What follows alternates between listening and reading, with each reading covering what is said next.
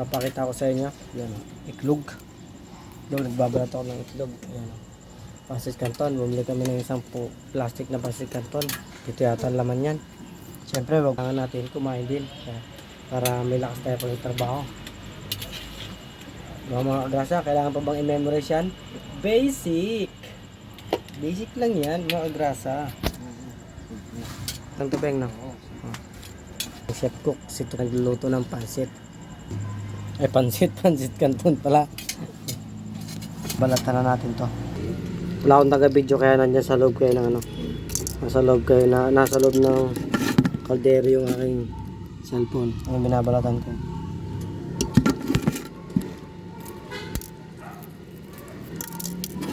So, ayan mga agrasa, oh. Kita niyo yan.